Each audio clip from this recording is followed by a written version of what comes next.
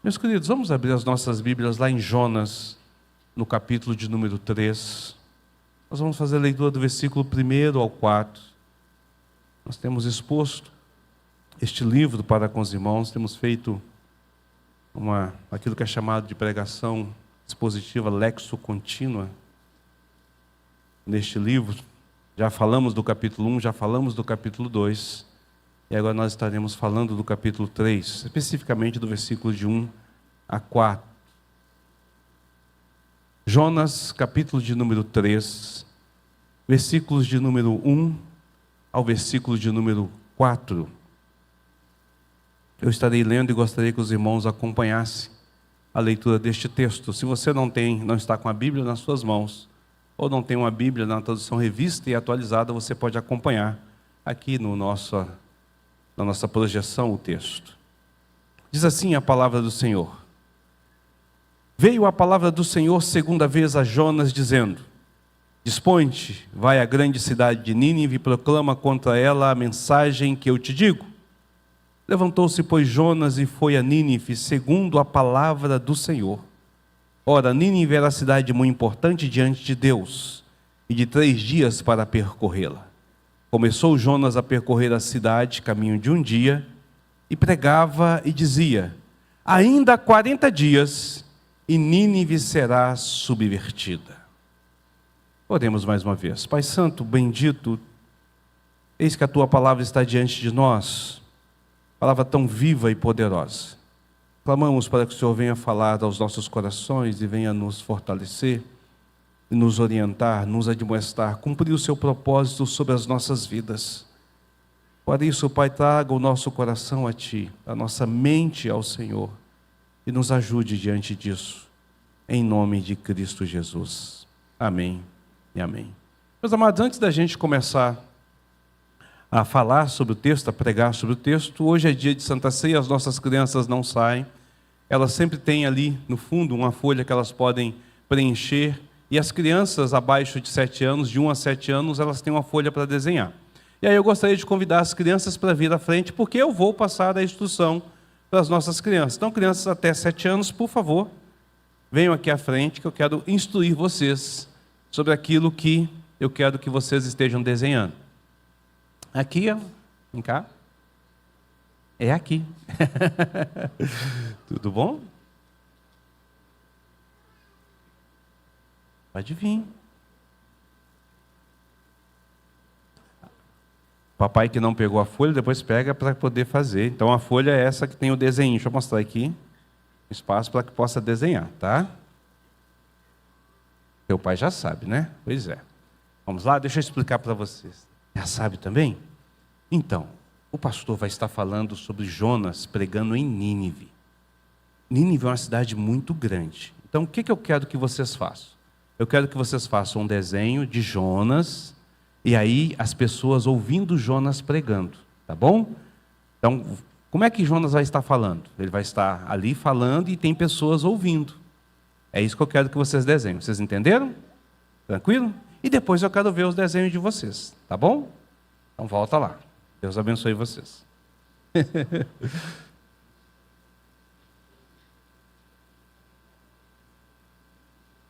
Amém. Meus queridos, o mundo é muito complicado, não é? Quando a gente olha para as redes sociais, para as notícias do dia a dia, para a realidade que acontece tanto no Ocidente quanto no Oriente, nós vimos que o mundo é problemático. Há violência, há mortes, há guerras, há ataques, há situações terríveis de causa natural, como aconteceu e tem acontecido no Rio Grande do Sul. Há tanta coisa, tanta fome, tanta dor, tanta dificuldade, tanto problema. E nós sempre esperamos que alguma coisa venha para acontecer, para mudar essa realidade, que haja, de repente, algo que possa vir mudar essa situação. Uma mensagem que possa trazer para a gente o alívio necessário, que possa trazer para a gente a esperança e a certeza de que algo bom, algo melhor poderia estar acontecendo ou que irá acontecer. nessa história da humanidade,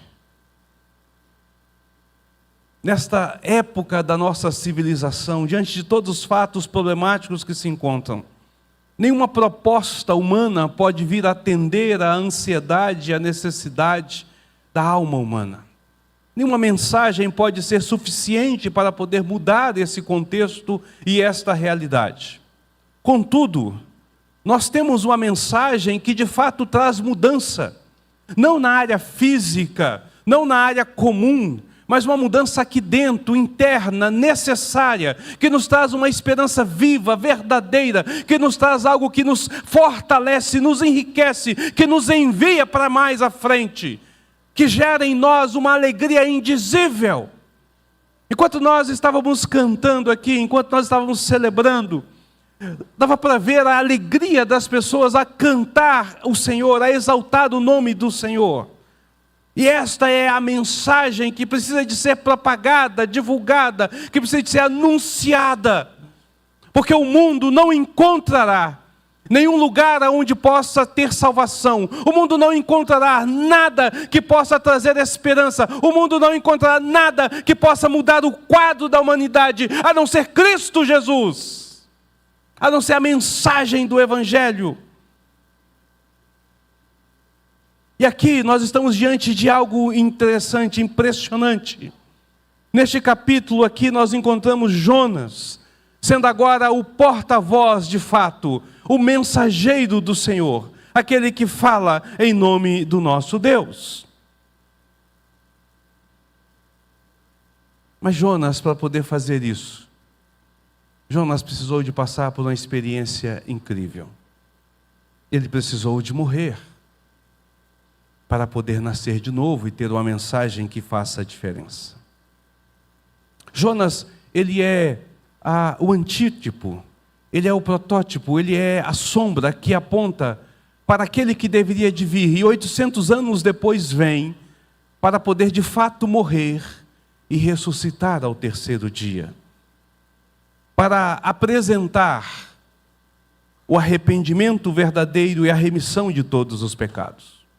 Um texto que é paralelo com este texto que nós estamos aqui nas mãos, é o texto de Lucas, capítulo de número 24, versículo de número 46 a 49, e eu quero lê-lo para você, que diz assim: assim está escrito, que o Cristo havia de padecer e ressuscitar dentre os mortos no terceiro dia, e que seu nome se propagasse arrependimento para a remissão de pecados a todas as nações, começando de Jerusalém.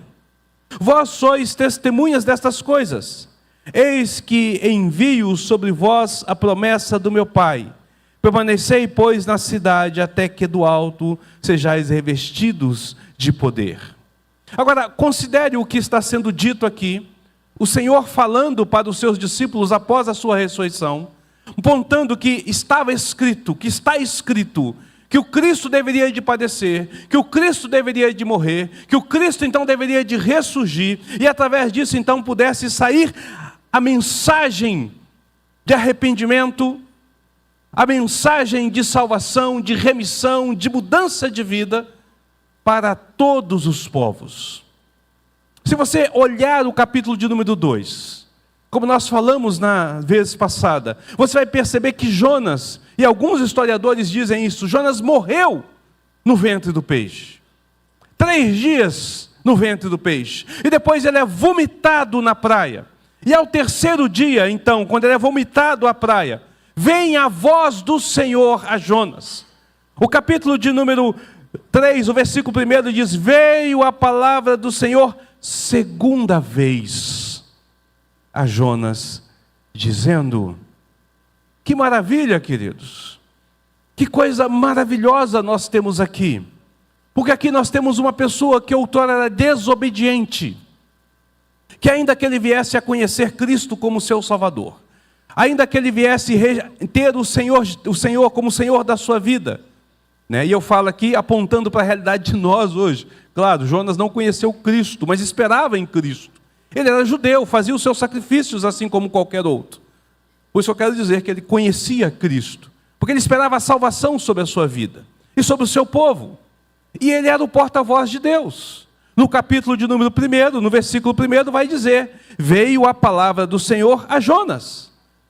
Esse homem é um servo do Senhor, é um profeta, um porta-voz do Senhor. Mas ali, naquele exato momento, Jonas é alguém que foge, é um rebelde que foge da presença do Senhor. É alguém que foge da realidade da sua vida, que foge da sua incumbência original, para poder estar longe de Deus, para não cumprir a vontade de Deus. Mas após a sua experiência de morte e ressurreição, após a sua experiência de perceber que ele não consegue fugir da presença de Deus, de ser tocado por Deus, de ser mudado por Deus, a oração de Jonas mostra o quanto ele é mudado por Deus. A forma que ele lança a sua confiança diante do Senhor. Agora vem o Senhor novamente a Jonas, como se nada tivesse acontecido, para que ele fosse então esse porta-voz preparado da mensagem que deveria de ser anunciada. Aqui nós temos uma lição importante para as nossas vidas. Deus não guarda rancor contra nós.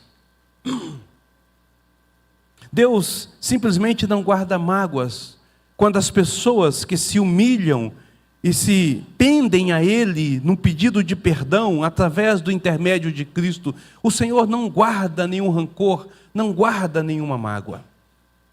Você pode descobrir e você pode experimentar o fato de que você guarda mágoa, de que você guarda rancor, de que você às vezes não consegue se perdoar até pelos seus próprios atos. Mas Deus, Ele nunca faz isso.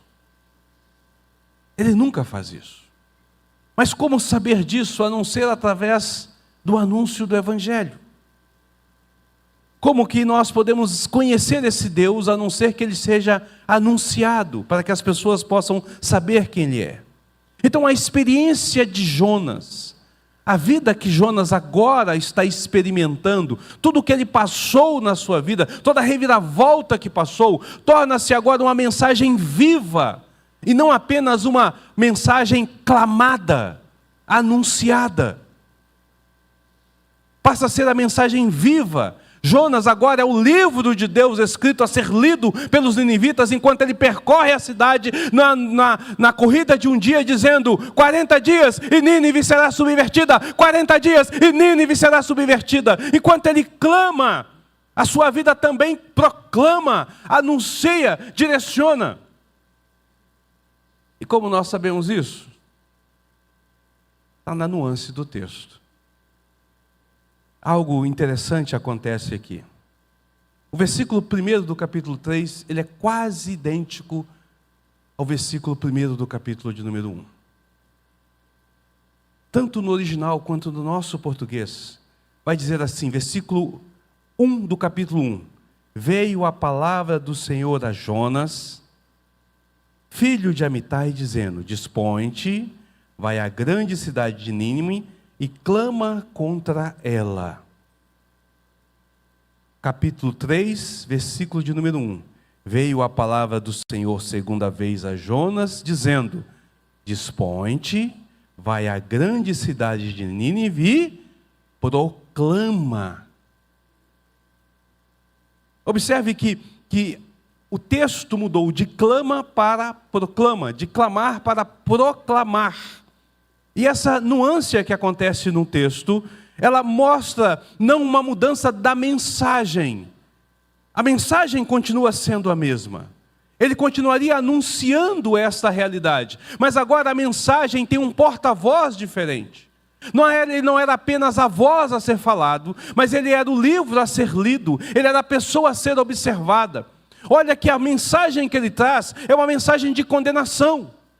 A mensagem que ele traz é uma mensagem que chama a atenção das pessoas. E na mensagem em si, simplesmente falada, não há nenhuma esperança. Ainda há 40 dias e Nínive será subvertida. Qual a esperança que tem? Qual a esperança que tem? Nenhuma. A palavra de Deus está decretada, está falada, está clamada, está anunciada. Não há esperança.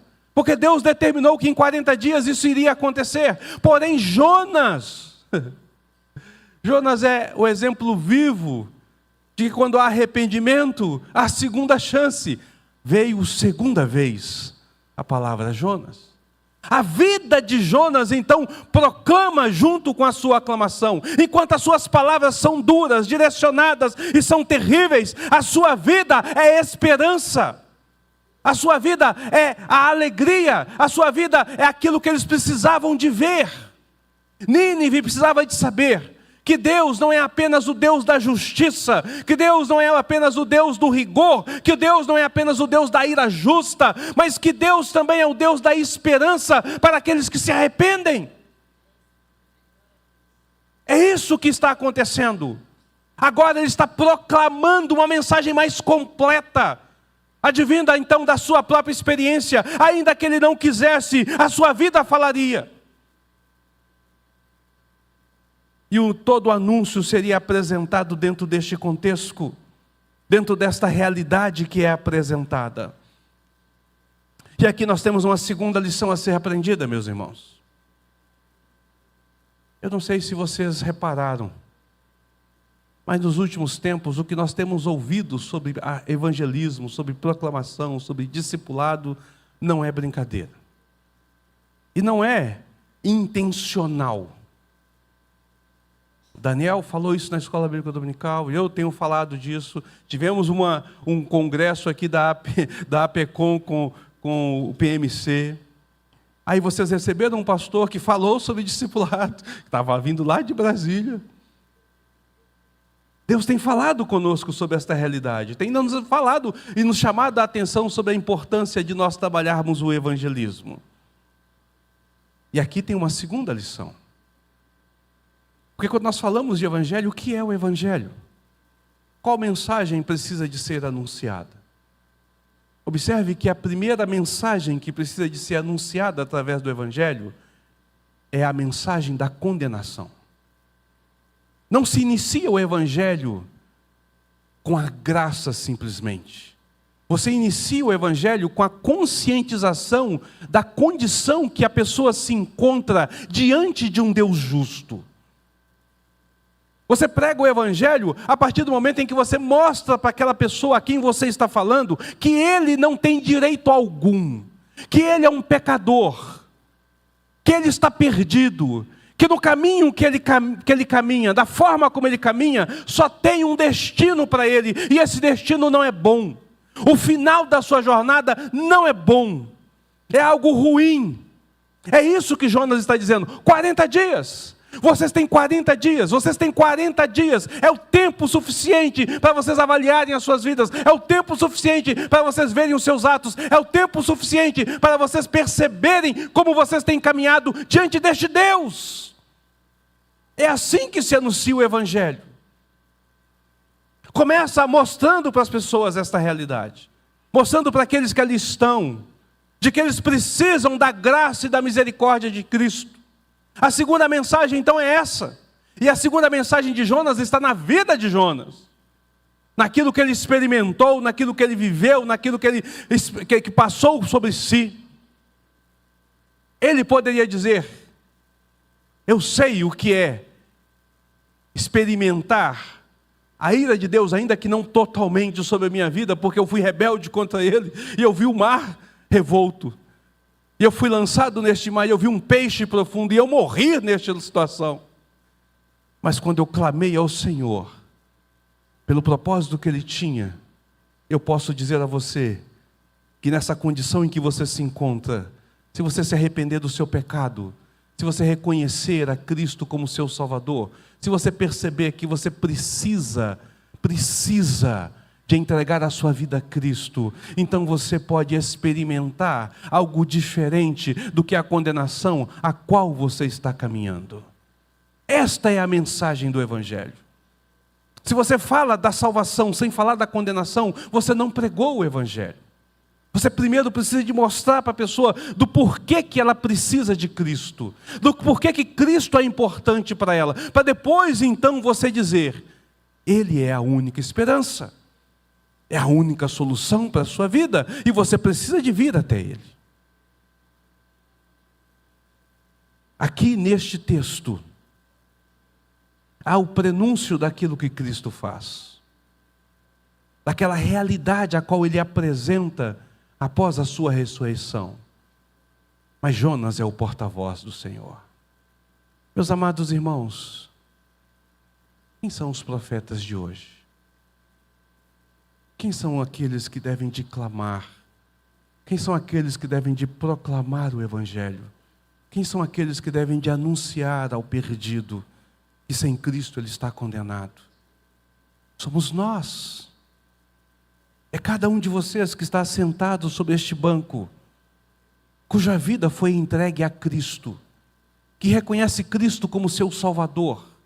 É cada um de você tem a responsabilidade de fazer esse anúncio, de dizer às pessoas, de proclamar a elas para que elas possam ter a oportunidade do arrependimento, ter a oportunidade da mudança sobre a sua vida. Jonas está dizendo: olhe para mim, há perdão diante de Deus. Mesmo para aqueles que desobedecem, quando há um verdadeiro arrependimento, há perdão diante de Deus. Não é isso que nós cantamos no hino de número 144? Conta essa história cantando assim: Cristo na cruz foi morto por mim. Conta essa história cantando assim: Cristo na cruz foi morto por mim. Essa deve ser a explosão do nosso coração, a alegria máxima advinda de nós, para com aqueles que estão perdidos e necessitam encontrar a Cristo. Mas, querido, nós vivemos uma igreja apática. Nós vivemos numa época em que nós somos egoístas, que nós somos individualistas, que nós olhamos para nós cruzamos as pessoas na rua e não vemos com quem cruzamos. Nós trabalhamos com pessoas ao nosso lado, nós temos vizinhos, nós temos parentes, nós temos amigos, nós temos pessoas com quem nós sentamos, e nós não olhamos para essas pessoas e não percebemos que essas pessoas estão perdidas. Nós somos como Jonas do passado, ciente da nossa confiança em Cristo, ciente da nossa confiança no Senhor, mas nós não estamos fazendo o papel que nós somos chamados a proclamar. Nós estamos fugindo dessa responsabilidade. Para desencargo de consciência, nós ofertamos para missões. Para desencargo de consciência, nós contratamos um evangelista. Para desencargo de consciência, nós fazemos um ou outro evento e chamamos que é evangelismo. Mas nós não nos importamos de fato com as pessoas. E o que é pior, nós não nos importamos com a urgência de Deus, com a palavra de Deus. Veio segunda vez a palavra do Senhor a Jonas: dispõe-te. Jonas ouve a primeira vez a mensagem e de pronto ele se dispôs a fugir. Agora Jonas ouve segunda vez a mensagem e de pronto ele se dispõe a cumprir. Você não vê Jonas reclamar, você não vê Jonas lamentar, você não vê Jonas questionar, você vê Jonas obedecer. O texto vai dizer: levantou-se, pois, Jonas e foi a Nínive, segundo a palavra do Senhor. Se você parar para pensar, há uma Nínive diante de você. Se você avaliar a sua vida, você vai perceber que tem ninivitas em seu caminho. E a mesma palavra que vem a Jonas é a palavra que vem a nós. A mesma palavra que vem a Jonas é a palavra que o Senhor Jesus diz para nós: ide, portanto, a todo mundo.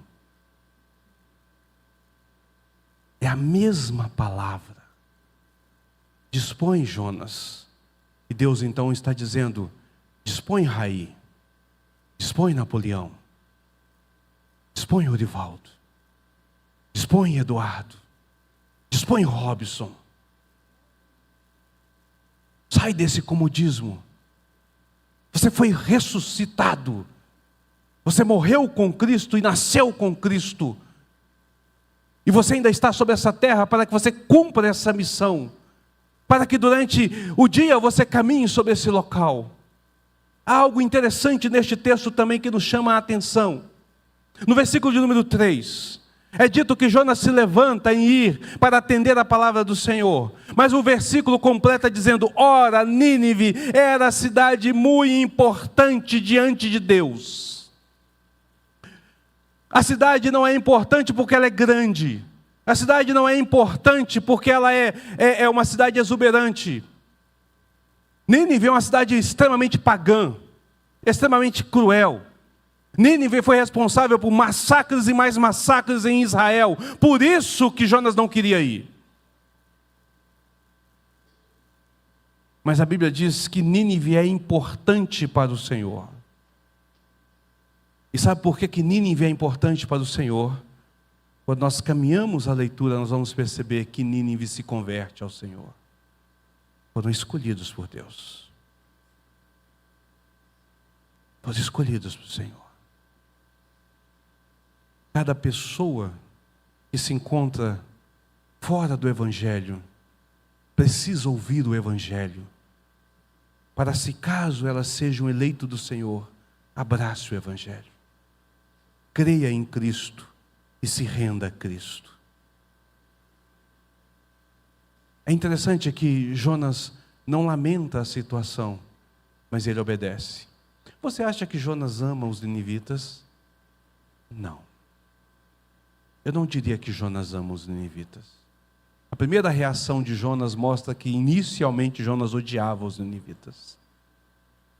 Mas após passar pela experiência do novo nascimento, Jonas sabe que Deus pode salvar o seu inimigo.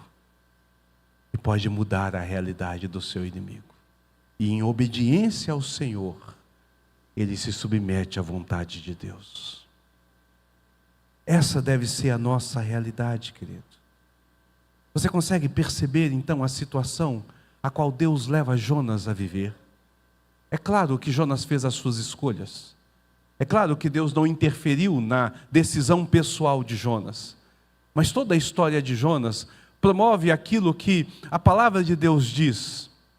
Lá em Romanos, no capítulo de número 8, todas as coisas cooperam para o bem daqueles que amam a Deus. Jonas é rebelde, mas ele ama a Deus. Jonas tem um coração duro, mas ele ama a Deus. Ele é servo do Senhor.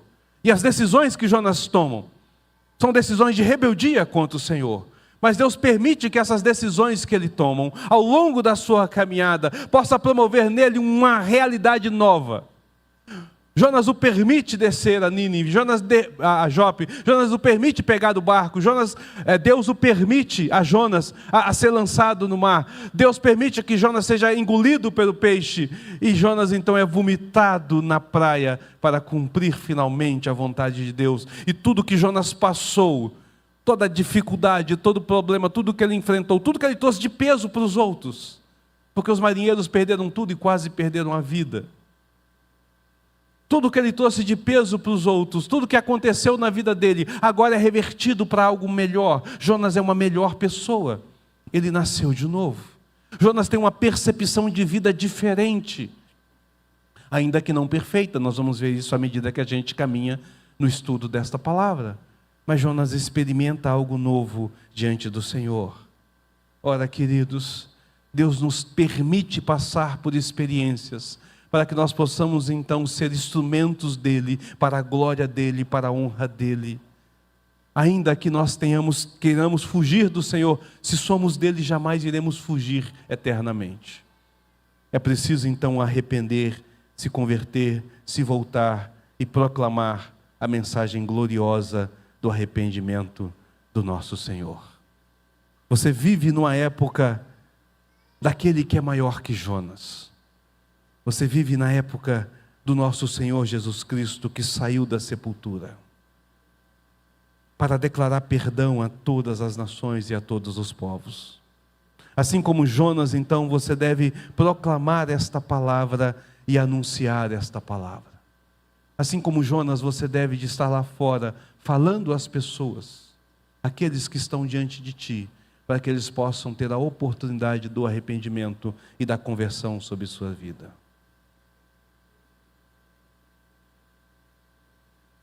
Se eu não me engano, foi no domingo passado, não estou lembrado. Na escola bíblica dominical, o Daniel falou sobre a questão do culto. E ele falou que o culto ele tem uma função também evangelística. Que os louvores também têm uma função evangelística. Quando nós cantamos aqui, nós não cantamos para nós, porque nós sabemos o que estamos cantando. Mas para aqueles que estão cantando ali, ou que ouvindo, possam saber aquilo que nós estamos cantando. E de fato, querido, todo culto público, todo ajuntamento solene, toda essa reunião aqui, essa audiência diante do Senhor, ela tem essa preocupação de ser também evangelística, porque esta é a missão da igreja. Você vai perceber isso quando Paulo, por exemplo, trata da questão das línguas. E ele vai dizer lá em Coríntio que é importante falar de forma com que as pessoas entendam, porque as pessoas precisam de ouvir o Evangelho. Mas você vai perceber isso também no momento que nós vamos participar daqui a pouco na Santa Ceia.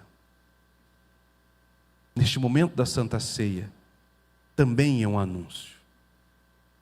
Paulo, na primeira carta a Coríntios, no capítulo 11, versículos de número 23 a 26, diz assim: porque eu recebi do Senhor o que também vos entreguei.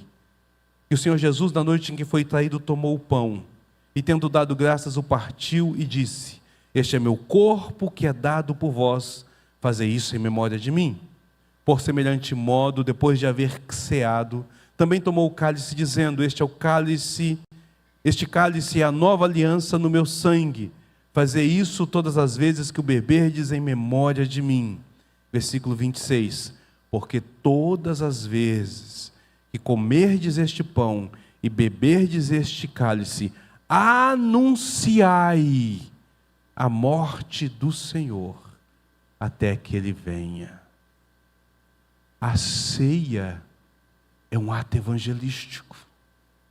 É um anúncio do ato de Cristo, apontando para aquilo que Ele fez sobre as nossas vidas e gerando esperança para aqueles que também se entregam a Cristo.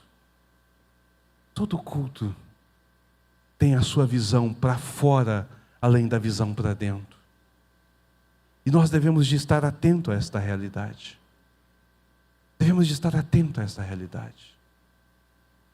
Queridos, vivemos numa época em que há muitos Jonas e poucos cristãos. Muitos se dispondo a fugir da vontade de Deus e poucos se dispondo a ser imitadores verdadeiros de Cristo. Que Deus tenha misericórdia de nossa vida, que Deus tenha misericórdia da sua igreja, que Deus trabalhe em nós essa disposição para pregar aos ninivitas. Que a palavra de Deus sobre a sua vida, neste dia, nesta noite, seja: dispõe-te e vá. Veio a palavra do Senhor a Márcio. Veio a palavra do Senhor ao Emerson. Veio a palavra do Senhor a Zilma. Veio a palavra do Senhor ao Wilton. Veio a palavra do Senhor ao Raí. Veio a palavra do Senhor a cada um de nós, dizendo: dispõe-te e vá anunciar ao perdido que ele precisa da salvação.